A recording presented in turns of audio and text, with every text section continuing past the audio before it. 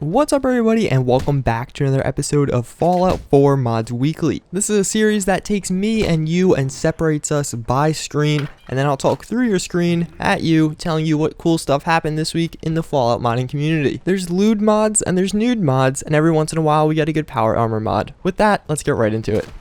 Have you ever wanted to manipulate the elements to be a real superhero? Well, after a quick trip through Vault 95 and ingesting some questionable drugs, you too can gain Psyker Powers. This mod adds in 23 new and unique powers to the game. Once you ingest an FEV dose, you'll get a new ability called Meditate. You can meditate about different things like the sun, the moon, or your future power. This will unlock some of the various powers in the game. Some of these are projectile based and other ones are just slowing down time or giving yourself a shield. I personally had a lot of fun taking down my own settlement with some of the fire-based powers. I gained the ability to throw fireballs, to breathe fire, and even to make it appear out of the ground. There is a lot to do in this mod. I only show you a small snippet of the powers, so I definitely recommend you check it out and really meditate about all the things that interest you.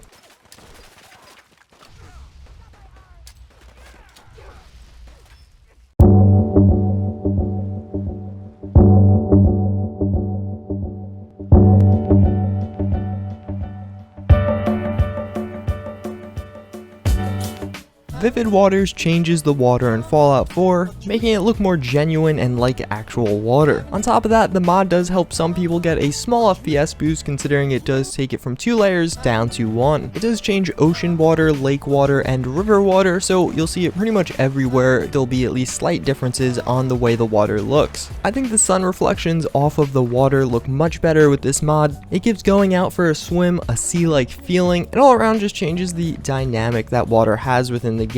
I found myself paying attention to it more, for better or for worse, and all around I really do enjoy the changes.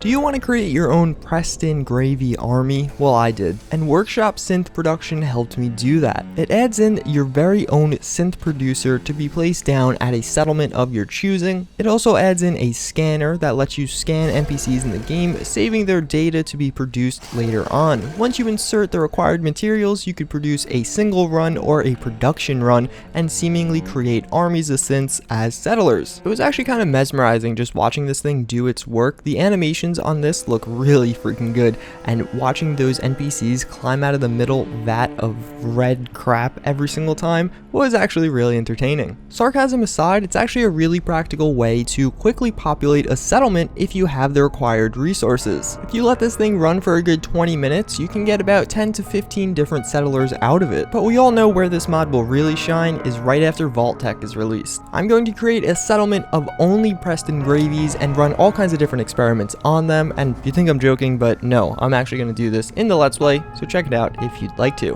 Do you like gun mods? Well, I like gun mods. And frankly, I think this is the best gun mod. Doom-based weapons merge combines the 10 different weapons Doom has ported to Fallout 4 from Fallout New Vegas. It contains a pretty good mix of pistols, assault rifles, a shotgun, a Mac 11, and even an LMG. The weapons are all really high quality, they have some really good modifications for them, and more importantly, they have quite a few relatively minor but unique modifications. For example, on the M1911, in order to get a silencer on the pistol, you first have to equip a threaded barrel. Little things like that add a nice little extra level of immersiveness and are a really nice addition to have. Almost all of the weapons support the see-through sights framework, so you don't have those annoying zoom-in scopes where you encounter a black screen, and all of the heavy weapons do have back models, so you can actually put them on as apparel and walk around with it on your back. I mean, that's all pretty cool, but the real reason I love this mod is because every weapon in here is well balanced. Unlike modern firearms, we don't have assault rifles doing 300 damage per shot, and the weapons that do high damage have a reason to do so, like they're only 3 3 shots, or have really high recoil, or have a really slow rate of fire. I personally find this to be the best weapon mod pack out right now, but who knows, that's just my opinion, and I might even have a video in the future coming out to investigate that further. Wink wink, nudge nudge.